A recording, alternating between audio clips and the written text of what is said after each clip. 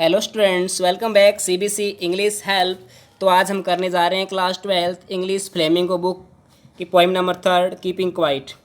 Okay students, इस poem के बारे में थोड़ा सा मैं बता देता हूँ। ये जो पोइम दी हुई है कीपिंग क्वाइट, जो पोइम है ये फ्री वर्स के अंदर लिखी हुई है। ठीक है, ये जो अपनी जो पोइम है इसमें किसी प्रकार की कोई राइम स्कीम का यूज़ नहीं किया जाता। जब किसी भी राइम स्कीम का यूज़ नहीं किया जाता तो वो पोइम क्या हो जाती है, फ्री वर्स के अंदर हो जाती है। ठीक है, तो आगे पढ़ लेते हैं। इसमें जो वैल्यू नोट्स मैंने दे रखे हैं उसके बारे में थोड़ा सा बता देता हूँ। ये पीस पोइम है। एक तो फर्स्ट नंबर इसके बारे में बता देता हूँ। ये क्या है, एक पीस पोइम है।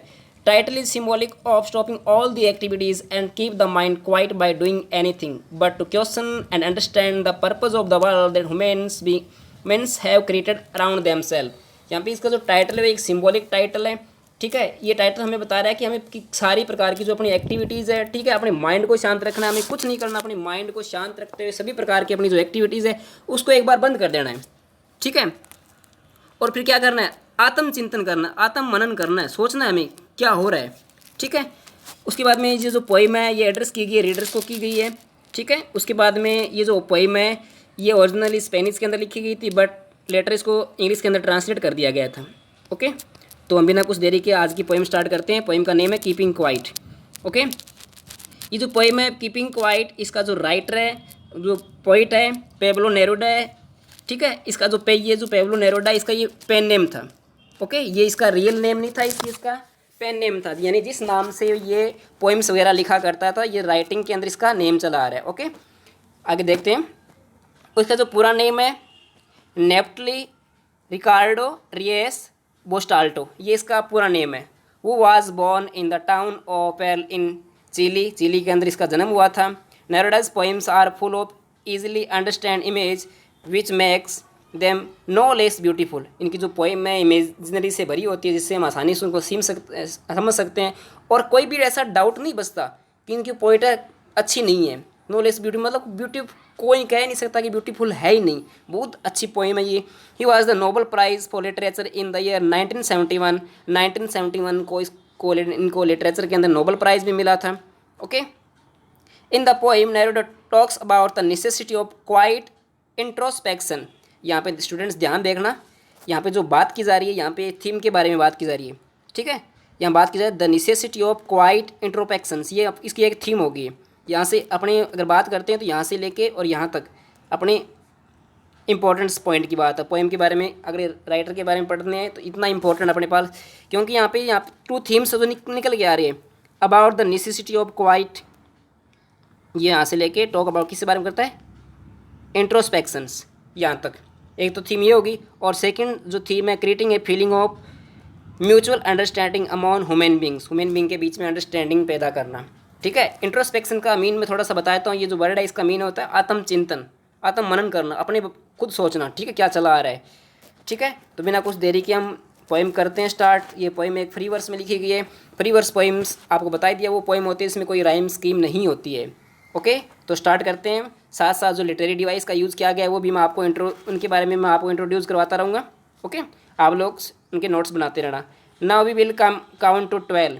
अब यहाँ पे सबसे पहले लिटरेरी डिवाइस की बात कर लेते हैं। W W will and will, इसका जो फर्स्ट लेटर है डब्ल्यू आ रहा है, इधर भी डब्ल्यू आ रहा है, इधर भी डब्ल्यू आ रहा है। ठीक है, तो यहाँ पे कौन सी लिटरेरी डिवाइस का यूज़ किया गया, एलिट्रेशन, ALLITERATION, एलिट्रेशन का यूज़ यहाँ पे किया गया है। ओके, तो ध्यान ले लेना यहाँ पे एलिट्रेशन का यूज़ किया गया है, क्योंकि यहाँ पे देखो डब्ल्यू आ रहा है और यहाँ पे डब्ल्यू आ रहा है। ठीक है, दोनों का कॉन्सोनेंट साउंड्स आ रहा है, इधर भी आ रहा है, तो यहाँ पे कौन सी डिवाइस का यूज़ किया गया है, एलिट्रेशन का यूज़ किया गया है। आगे बात करते हैं 12 पे। यहाँ पे जो वर्ड दिया हुआ है 12, 12 का यहाँ पे क्या मीन है। एक तो 12 का 12 आवर्स के बारे में बात की जाती है, 12 आवर्स होते हैं वॉच के टाइम के लिए। और सेकंड यहाँ पे बात की जाती है कैलेंडर में, 1 year calendar has 12 months, 1 year के कैलेंडर में 12 मंथ होते हैं, यानी मंथ्स के बारे में या फिर घड़ी के वॉच आवर्स के बारे में। क्या कह रहा है, now we will count to 12, हमें 12 तक काउंट करना, मतलब वेट करना है 1 to 12 तक या फिर जैन टू लेके दिसंबर तक। And we will all keep still, उस दौरान हम सारे के सारे शांत रहेंगे, कुछ नहीं बोलेंगे। For once on the face of the earth, और सभी के सभी क्या कर लेंगे, जो अपना जो फेस है अर्थ की तरफ, कहने का मतलब फेस अर्थ की तरफ करने का मतलब यहाँ पे क्या करना चाहता है, फेस को अर्थ की तरफ करने का मतलब अपना ध्यान अर्थ पे देना है। अब अर्थ के बारे में सोचना है, चिंतन मनन करना है। Let's not speak to any language, और हमें किसी प्रकार की कोई लैंग्वेज नहीं बोलनी है। जैसे अदर अदर कंट्री में अलग लैंग्वेज होती है, अलग अलग कम्युनिटीज़ की अलग अलग लैंग्वेज होती है, हमें किसी प्रकार की किसी लैंग्वेज का यूज़ नहीं करना, ठीक है। यहाँ पे लैंग्वेज का अदर यूज़ नहीं करने का मतलब हो गया जो हम लोगों ने बैरियर बना रखे हैं, ये उस समय सब कम्युनिटीज़ से, उससे, उस कंट्री से जो कास्ट क्रिटिज़म फैला रखा है ना, उसके बारे में, ठीक है। ये हम सबको बंद कर देना है, कुछ नहीं करना है इसकी इस दौरान। Let's stop for 1 second, 1 second के लिए हमें, 1 क्षण के लिए हमें बिल्कुल रुक जाना है। And not move our arms, तो यहाँ पे थोड़ा सा आर्म के बारे में बताता हूँ। आर्म्स तो वैसे समझते हो of man wings, body part हो गया, लेकिन यहाँ पे दूसरा जो आर्म का मीन यहाँ पे निकल के आ रहा है, क्या निकल के आ रहा है? वेपन्स के लिए, हथियारों के लिए, ठीक है। वेपन, WEAPONS, वेपन्स के लिए यूज़ किया जा रहा है इसका, ठीक है।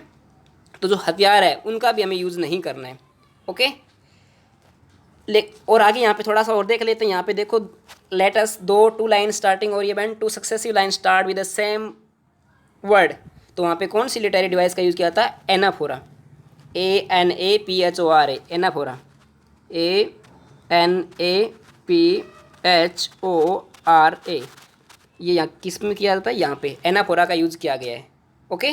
तो ये भी स्टूडेंट्स नोट कर लेना। और कह रहे हैं हमें किसी प्रकार की आर्म्स मूव नहीं करनी। आर्म्स मूव नहीं करना मतलब हमें हथियारों वगैरह के साथ नहीं लड़ना है, किसी के साथ किसी प्रकार की कोई भी फाइटिंग हमें नहीं करनी है।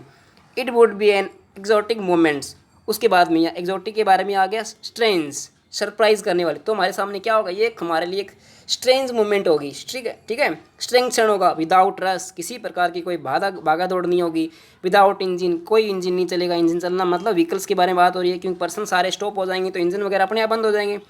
We would all be together, यहाँ पे टुगेदर का मीन आ रहा है हम सारे के सारे क्या हो जाएंगे? हमारी एक यूनिटी बन जाएगी। बात हो रही है यहाँ पे यूनिटी के अंदर, ठीक है। अगर हम ऐसा करते हैं तो हमारी क्या हो जाएगी? यूनिटी बन जाती है, ठीक है। टाइड हो जाते हैं, बन जाते हैं।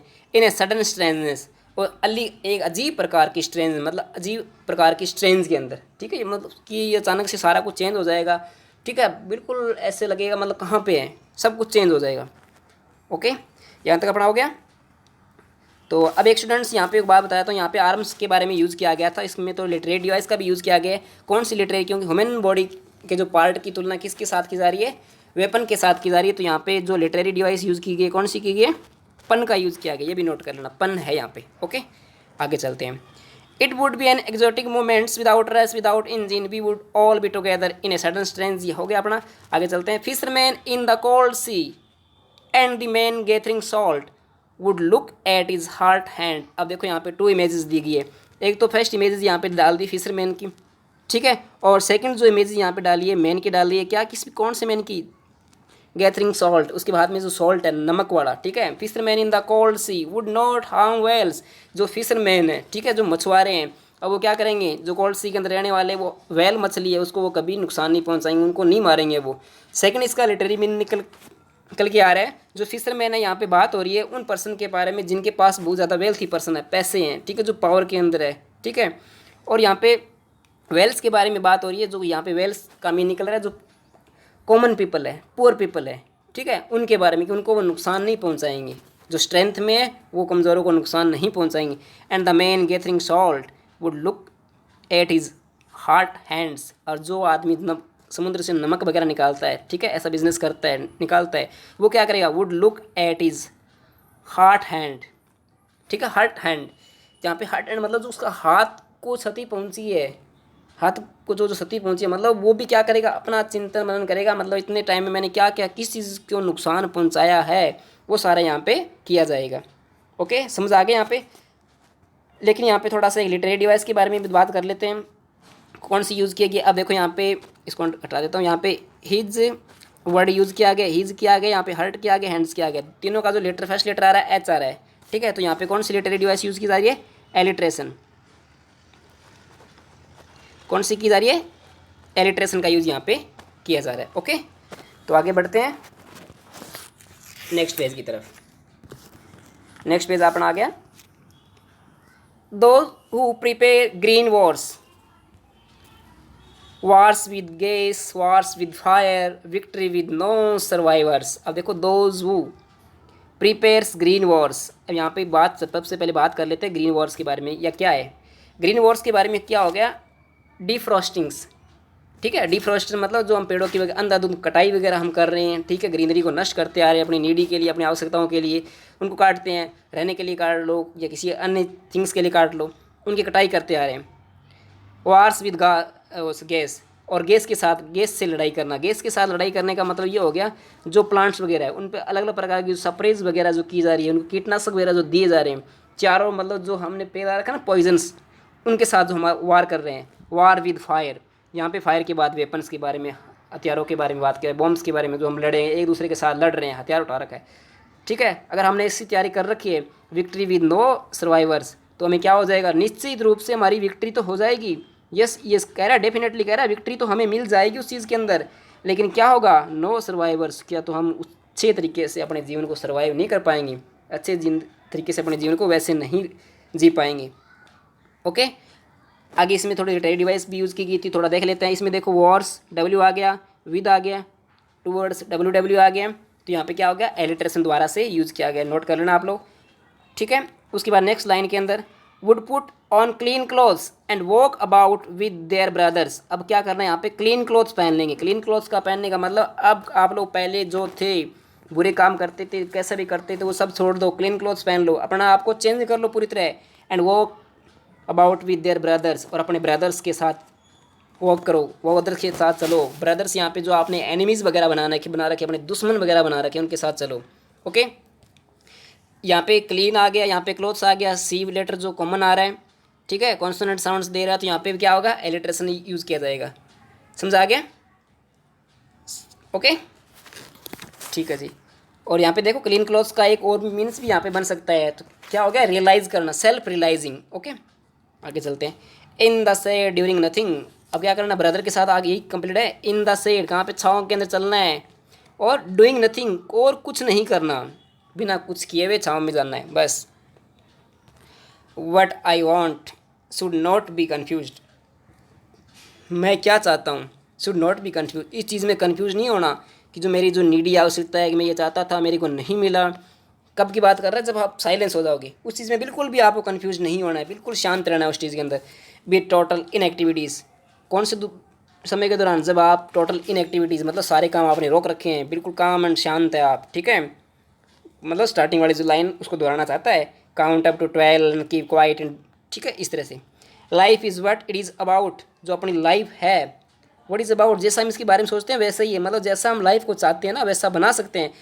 I want no truck with death, यहाँ पर देखो जो यहाँ पे जो दिया हुआ है मीन दिया, I want no truck with death, ठीक है। इसके बारे में थोड़ा, अब इसमें कहने का मतलब रिफ्यूज़ कर देना, ठीक है, मतलब सहन करने के लिए रिफ्यूज़, मतलब मैं आपकी सहन नहीं करूँगा, जो दूसरे लोग मेरे पे अत्याचार कर रहे हैं उसको सहन नहीं करूँगा मैं, ठीक है। यानी ट्रक के साथ मरना मतलब क्या हो गया, मेरे पे जो अत्याचार हो रहे हैं वो नहीं सहन करेंगे, सारे शांत हो गए तो अत्याचार कहाँ होंगे।